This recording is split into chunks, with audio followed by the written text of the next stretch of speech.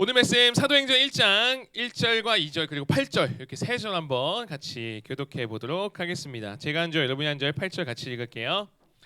데오빌로여, 내가 먼저 쓴 글에는 무릇 예수께서 행하시며 가르치시기를 시작하신부터 승천하신 날까지의 일을 기록하였노라. 다 같이요. 오직 성령이 너희에게 임하시면 너희가 권능을 받고 예루살렘과 온 유대와 사마리아와 땅 끝까지 이르러 내 증인이 되리라 하시니라. 아멘. 우리 말씀 제목 같이 한번 읽어봅니다. 말씀 제목 시작. 하나님은 실수 좋습니다. 역시 이 정도는 읽을 줄 알았어요.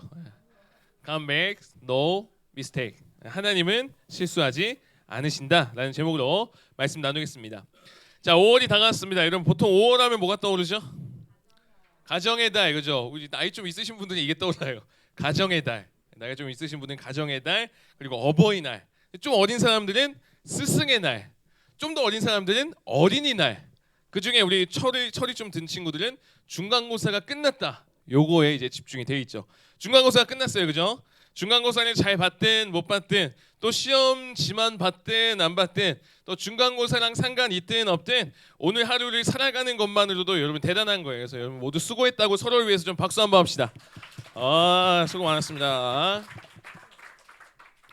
여러분 실제로 야간 매점을 우리가 엊그제 했는데 몇몇 청소년들과 제가 대화를 나눴는데 하나같이 그런 말을 했어요. 시험 보고 나서 하나같이 쉽지 않았대요. 쉽지 않았다고 하고 뭔가 달랐대요. 그리고 망했대요. 이런 얘기들 많이 했어요. 제가 기사를 봤는데 이런 기사가 있었습니다. 고1 첫 중간고사 뭐길래 이번 시험 망치면 인생 망할 것 같아요 라는 타이틀이었어요. 공감돼요? 왜 이렇게 좋아요? 왜 이렇게 좋아요? 근데 이게 아마 고1뿐만 아니라 우리 청소년들의 진짜 실제 고민일 것 같아요. 왜냐면 실제로 고등학교 때는 그런 공포와 두려움이 있대요.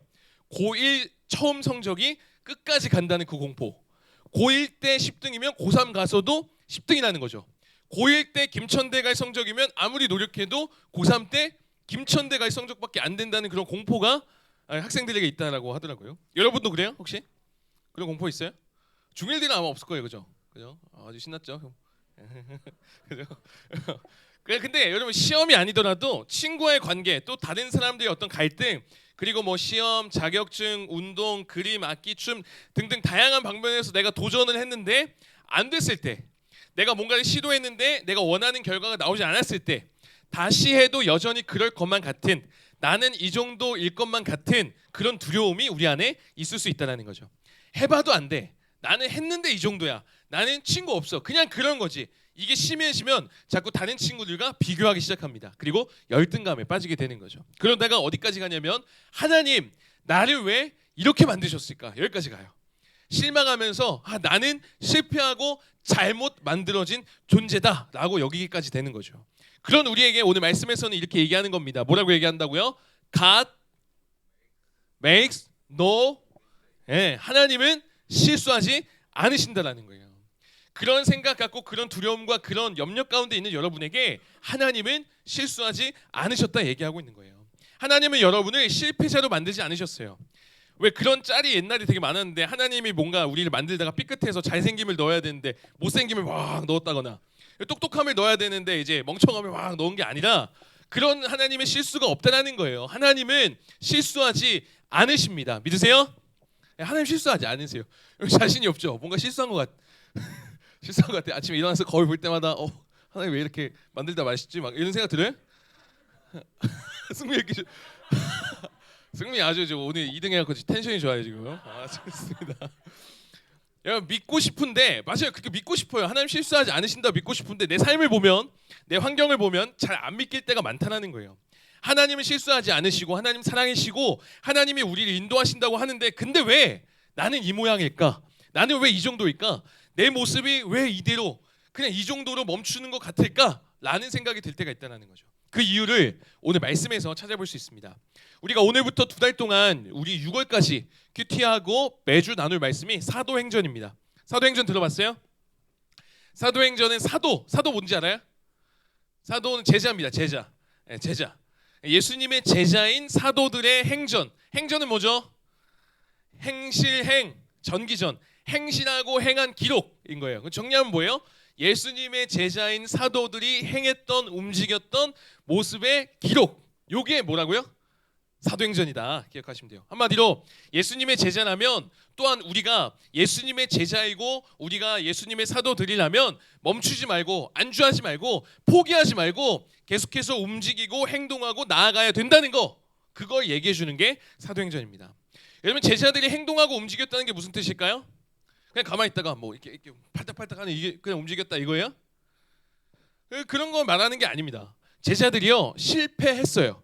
예수님 제대로 믿지 못했어요. 뭐 하나 제대로 이루지 못했던 인생이 바로 이 예수님의 제자들입니다. 그런 인생이었지만 실패했지만 연약했지만 부족했지만 그럼에도 불구하고 포기하지 않고 믿음으로 또 한 걸음 내딛는 거, 또 한 번 믿음으로 살아가는 그 움직임, 그 행동이 있었다라는 거예요. 여러분 제자들도요 우리와 똑같은 실수와 우리와 똑같은 아픔 겪었어요. 잘난 거 없었어요. 예수님 붙잡혔을 때 도망갔던 사람들 누구예요? 제자들 다 도망갔어요. 예수님이 십자가에서 못 박히실 때 예수님 제자들 있었어요? 다 도망갔어요. 뿔뿔이 다 흩어졌어요. 도망갔다고요. 실패했다고요. 약하다고요. 배신 때렸다고요. 내세울 게 없는 사람들이에요.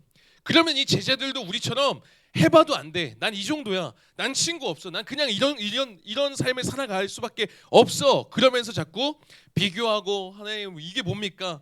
저는 실패작입니까? 말하면서 하나님 저 잘못 지으셨다고 실수하셨다고 불평하고 원망할 수 있는데 오늘 사도행전에서의 제자들은 그렇지 않았다는 겁니다. 그 이유가 뭐라고요? 아직 말 안 했어요. 그 이유는 오늘 말씀에서 찾아볼 수가 있어요. 8절 한번 읽어볼게요. 8절 시작. 오직 성령이 너희에게 임하시면 너희가 권능을 받고 예루살렘과 온 유대와 사마리아와 땅 끝까지 이르러 내 증인이 되리라 하시니라. 네, 그 이유가 뭐래요? 제자들이 실패하고 연약하고 아픔 속에서도 여전히 믿음으로 발걸음 내디딜 수 있었던 거, 나는 실패작이 아니고 담대하게 나는 증인이다라고 갈 수 있었던 이유가 뭐라고요? 따라해 보겠습니다. 성령. 네, 바로 성령님이 임하셨기 때문에 성령님의 권능으로 가능했다는 거예요. 여러분 여기 성경에서 말하는 권능이라는 게요, 능력이라는 게 딱 권능이 있다, 능력이 있다라고 하면 뭐가 떠올라요? 뭔가 기도응답 다 이루어지고 기도하면 병 다 나을 것 같고 귀신 다 물러가고 하늘에서 막 돈 떨어지고 뭐 그렇게 생각하는데 오해입니다. 오해. 여기서 말하는 권능, 여기서 말하는 성령의 능력은 뭐냐면 예수님을 인정하고 믿는 힘입니다. 어떤 힘이요? 예수님을 인정하고 믿는 힘. 다른 사람이 누가 뭐라 해도, 다른 사람이 막 짓누르고 너 예수님 믿지마 라고 해도, 내 모습이 어떠해도, 환경이 어떠할지라도 뭐라고요? 예수님을 인정하고 믿는 힘. 그게 바로 성령의 권능이라는 거예요. 보세요. 우리는 나를 위해 살아가요. 그렇죠? 나를 위해 살아가잖아요. 그래서 공부하잖아요. 내가 좀 잘 이렇게 되려고. 내 증인으로 살아가는 게 우리들이에요. 나를 증명하고. 근데 성령이 임하시면 어떻게 된다는 거예요? 총 맞아도 안 죽고 막 기도응답 다 이루어지고 이런 게 아니라 나에게 집중된 삶에서 예수님께 집중된, 예수님을 인정하고 믿는 삶을 살아가게 된다는 거예요. 여러분 사람이 진짜 쉽게 안 변하거든요. 옆 사람 한번 보세요. 옆 사람 한번 봐봐요. 근데 좀 사랑할 수 있어요? 벌써 힘들어요? 보기만. 네. 옆 사람은 사실 갈 것도 없어요. 여러분의 가족 한번 떠올려보세요. 여기 뭐 언니 동생 많죠? 언니 동생 오빠 형 누나 있는데 정말 마음 다해 축복하고 사랑할 수 있어요? 현준이 벌써. 이게 현준이가 근데 현준이만 그런 게 아니야. 이게 사실 우리의 모습이에요. 우리의 모습. 정말 쉽지 않아요. 여러분 그들을 위해서, 언니 오빠 동생 가족을 위해서, 내 그 친동생을 위해서, 우리 언니를 위해서, 우리 형을 위해서 여러분의 용돈을 포기하고 여러분의 자유 시간을 포기하고 그들을 섬길 수 있어요? 승민 쟤 때리면 어떡해. 그래. 근데 원래 이래요. 쉽지 않아요. 욕 안 하면 다행이잖아요. 나를 위해 승민이 텐션이 너무 좋네. 나를 위해 용돈을 쓰고 나를 위해 자유시간 쓰는 게 당연하잖아요. 근데 그들을 축복하면서 사랑할 수 있으려면 이건 내 노력으로 안 됩니다. 근데 성령이 임하시면 이것으로부터 시작이 된다는 거예요. 여러분 선생님들이 여러분 어떻게 그렇게 사랑하고 섬기고 연락하고 그렇게 할 수 있을까요? 힘으로 안 돼요. 제가 뭐 돈 줘서 선생님 하셔야죠. 이렇게 안 한, 그거 아니에요. 그렇게 안 했어요. 성령이 임하셨기 때문에 가능한 거예요. 약하고 부족하고 예수님 잡혔었을 때 다 도망가고 뿔뿔이 흩어져서 내세울 거 하나 없었던 이 제자들이 포기하지 않고 믿음으로 또 행동하고 제자 행전, 사도 행전 기록될 수 있었던 이유가 뭐라고요?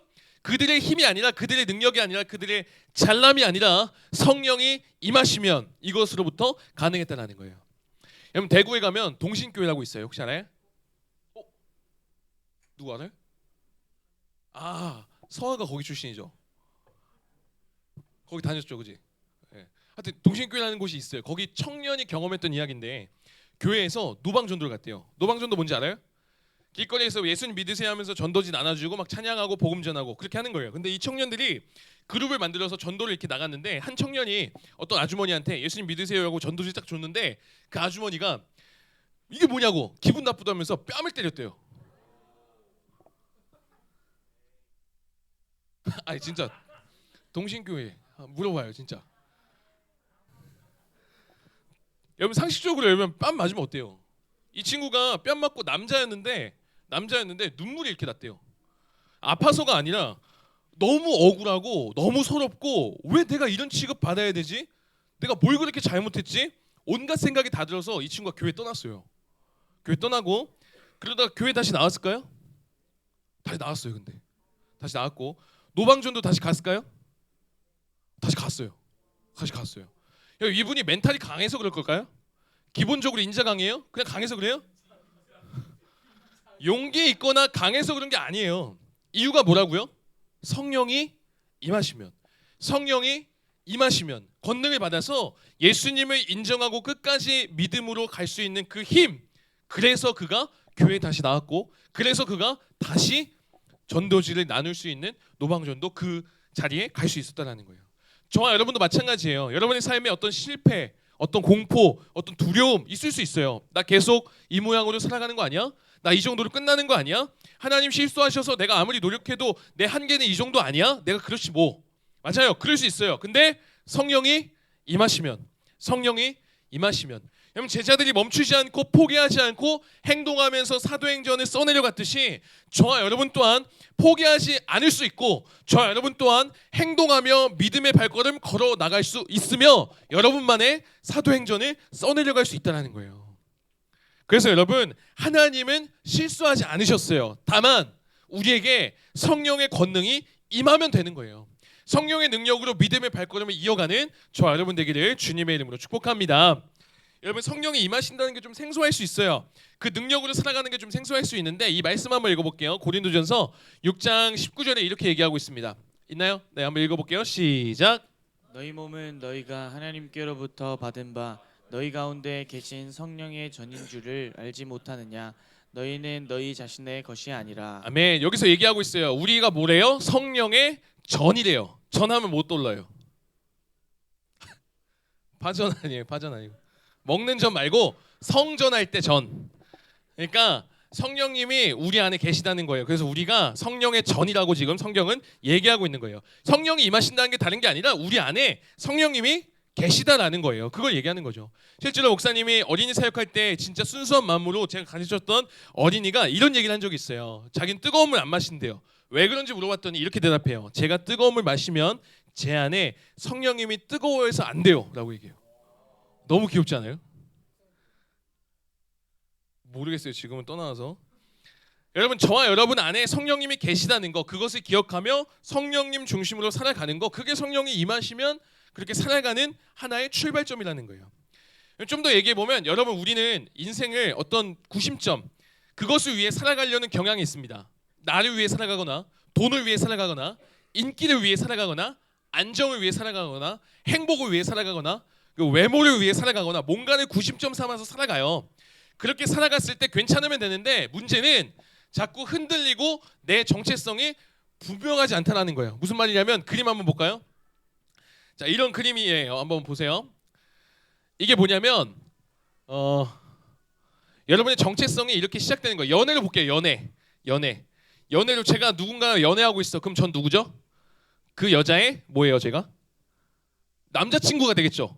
저의 정체성은 남자친구인 거예요. 그죠? 내가 남자친구라는 구심점을 두고 살아가면 여자친구의 말만 잘 듣고 살아가면 돼요. 근데 학교 보세요. 학교에서 내가 또 누구죠? 학생이잖아요.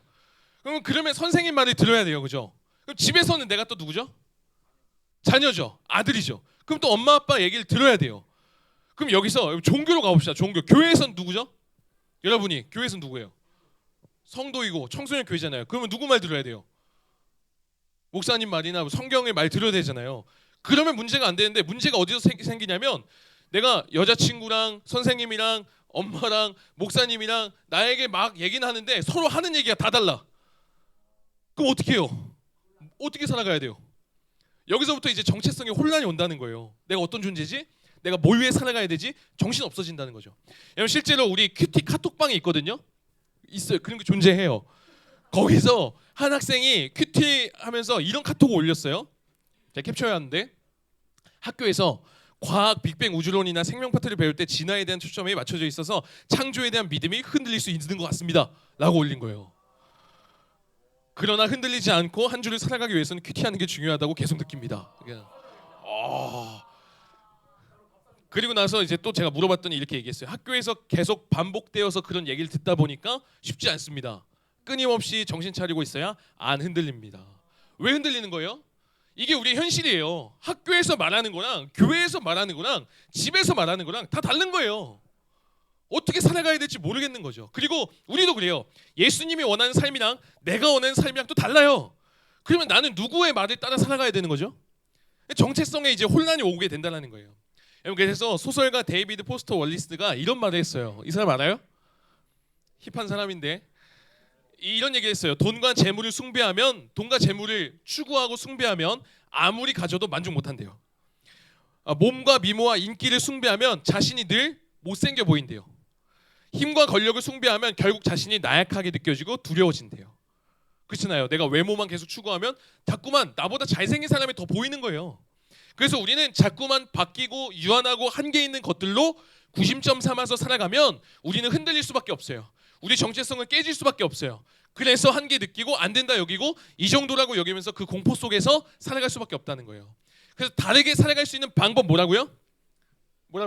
성령이 임하시면, 성령이 임하셔서 성령이 내 안에 오셔서 내가 성전이 돼서 우리의 삶의 운전대를 성령님께 맡기는 겁니다. 그럴 때 우리의 인생의 기여를 성령님께서 바꿔주시고 성령님이 운행해 가시는 거죠. 찬양팀의 예로 들면 그런 거예요. 오늘 베이스 누가 쳤죠? 아윤이가 쳤어요. 드럼은요? 해담이가 쳤잖아요. 건반은요? 하이쌤이 쳤잖아요. 그리고 이렇게 연주를 막 각자 하는데 인도하는 저의 사인을 잘 보고 그대로 연주해야 되잖아요. 그죠? 그대로만 하면 제가 인도에 가요. 근데 제 사인 보지 않고 멈추라고 했는데 마음대로 계속 연주해요. 그 제가 이 찬양 지금 하나님의 사랑이 이거 하자고 했는데 하나님 이게 나와야 되는데 갑자기 하나님의 사랑이 이거 막 연주하고 있어요. 그럼 어떻게 되는 거예요, 이거? 혼자 이렇게 연주하면 아무리 열심히 해도 안 된다는 거예요. 여러분 성령이 임하신다는 건 뭐냐면 우리 안에 계신 성령님의 사인에 맞춰서 살아가는 겁니다.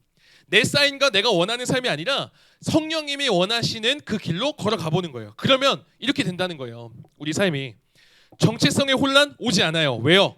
성령이 임하시면 그분의 사인에 맞춰 살아가면 되니까. 교회에서든 가정에서든 친구 사이에서든 여러분의 정체성은 성령의 전이니까요. 하나님의 자녀니까요. 성령님이 내 안에 계시니까요. 그분의 사인에 맞춰서 살아가면 된다는 거예요. 그분이 설마 엄마한테 욕해라 이렇게 하겠어요? 그러지 않겠죠. 사랑의 영이고 진리의 영인데. 그럴 때 여러분의 말과 행동 성령님의 사인에 맞춰 갈 때 다른 이가 볼 때에도 여러분의 삶이 정말 아름다운 뭔가 하모니 아름다운 합주로 들려지게 된다는 거예요. 저와 여러분의 삶이 그렇게 아름다운 삶으로 살아가기를 주님의 이름으로 축복합니다. 다 왔어요. 끝으로 이 성령에 대해서 이게 내용이 너무 많다 보니까 이거 한 가지만 또 얘기해 줄게요. 성령 하면은 여러분 감정적인 거 자꾸 생각하는데 뭔가 마음이 뜨거워지고 눈물을 흘려야만 내가 성령이 임한 것 같다는 생각하는 친구들이 있는데 그런 거 아닙니다. 성령에 대해서 아주 잘 정리한 글이 있어요. 제가 한번 읽어줄게요. 이런 감정을 하나님이 주시는 생일 카드로 감사히 받으십시오. 여러분 생일 카드는 선물이 아니잖아요. 그게 사인으로 받으라는 거예요. 다만 그것이 축하의 말일 뿐 진짜 선물은 아님을 잊지 마십시오. 감정은 진짜 선물이 아니라는 거예요. 진짜 선물은 뭐라는 거예요? 진짜는 성령이라는 선물이며 그분은 대개 감정이나 기분으로 경험할 수 없습니다. 당신의 감정은 신경계의 반응에 불과하니 거기에 의존하지 마십시오. 그러니까 여러분 기도할 때 뭔가 마음이 뜨거워졌다고 해서 성령님이 임한 게 아니라 그건 그냥 감정의 반응인 거예요. 그럴 수도 있고 아닐 수도 있다는 거예요. 여러분이 기도하고 신앙생활 하는데 하나님 없는 것 같아. 왜? 마음이 뜨거워지지 않거든. 근데 그거 아니라는 거예요. 그러지 않더라도 당신의 감정은 신경계의 반응에 불과하니 거기에 의존하지 마십시오. 그렇지 않으면 감정이 사라져 다시 기분이 가라앉았을 때 당신은 진짜마저 사라졌다고 생각할 수 있습니다. 그럴 때 많잖아요, 여러분. 수련회 때 내가 뭔가 뜨거웠는데 지금 안 뜨거워. 하나님이 떠난 것 같이 느끼잖아요. 그렇지 않다라는 거예요. 하지만 진짜는 사라지지 않아요. 느껴지지 않더라도 성령은 늘 곁에 계십니다. 느껴질 듯 말 듯 할 때에도 역사하고 계실 수 있습니다 라고 정의하는 거예요. 지금도 여러분 안에 성령님이 계시다라는 거예요. 뭔가 뜨거웠고 내가 막 기도가 터져 나와야만이 아니라 감정이 그렇게 되지 않더라도 성령님 있다라는 거예요. 감정에 여러분 너무 집중하지 않아도 돼요. 분명한 건 성령은 여러분 안에 있고 여러분은 뭐라고요? 성령의 전이라는 것. 이제 성령이 임하시면 그 성령님의 지혜에 따라 우리는 하루하루 살아가면 된다는 겁니다. 말씀 맺겠습니다. BY 알아요? BY? 래퍼. 여러분 숱한 래퍼들이 보통 어떤 랩하죠? 디스맵, 그죠? 더 세고 뭔가 좀 더 자극적이고. 근데 BY 랩은 어때요? BY 랩은 별로 안 그래요, 그죠? 성령이 임하시면 성령이 주신 능력으로 그 능력 뭐라고 했죠? 성령의 능력 뭐라고 했죠? 어떤 힘이나 총 맞아도 살아나는 그런 게 아니라 예수님을 인정하고 믿는 힘. 어떠한 상황 속에서도. 그래서 이 BY가요 쇼미더머니 나와서 그 방송에서 담대하게 성령의 능력으로 랩으로 고백합니다. 그 중에 한 대목이 오늘 제목인 거예요. 랩 중에 나왔던 가사가 이거였어요. God makes no mistake. 하나님 실수하지 않으신다. 맞아요. 하나님 실수하지 않으세요. 다만 우리가 그렇게 느끼는 건 자꾸만 하나님이 실수한 것처럼 느끼는 건 뭐냐면 우리가 성령의 지혜에 따라 살지 않았기 때문이에요. 성령이 임하시면 그 권능으로 우리는 한번 살아가 보는 거예요. BY 자화상이라는 곡에 이런 가사가 있어요. 자, 한번 읽어줄게요. 랩은 좀 못해서. 래퍼 중 제일 한심한 놈, 제일 걸작인 척하지 마. 이게 뭐 어떤 가사냐면 실제로 BY가 자기 악플, 자기 평가받은 거를 처음에 이렇게 고백하는 곡이에요. 예전이나 지금이나 미완성, 항상 쓸모없는 인간이야 넌. 야망과 소망은 전부 거짓된 것. 현실에 가려지게 될 거야. 피할 수 없어. 넌 꿈이 아닌 현실 가운데 살기에 우리는 타협해야만 하는 존재. 세상을 따라가야만 하는 존재. 라고 세상을 평가한다는 거예요. 그렇잖아요, 여러분. 세상이 여러분 이렇게 평가하지 않아요? 한심하다 느낄 때 많아요. 비교되니까. 내 모습이 뭔가 완성이 아니라 미완성인 것처럼 느껴질 때 많아요. 쓸모없는 인생처럼 느껴질 때가 많아요.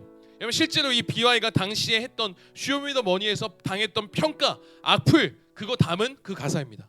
근데 BY가 어떻게 된다고요? 성령이 임하시면 그 이후에 가사가 이렇게 바뀌어요. 페이크 요 페이크 가짜야. 이거 가짜야. 가짜야 하면서 이렇게 얘기하기 시작합니다. 성령이 임하시고 지유한 인생은 이런 거다 하면서 이렇게 고백해요. 난 꿈을 꾸는 자 이게 바로 나의 정체성. 내 무릎이 땅에 닿아도 아주 엎드려지지 않아. 내 죄들은 이미 용서해졌어. 사해졌어. 새로운 사랑과 축복으로 인해 내 아침엔 난 다시 나음을 입어. 회복을 입어.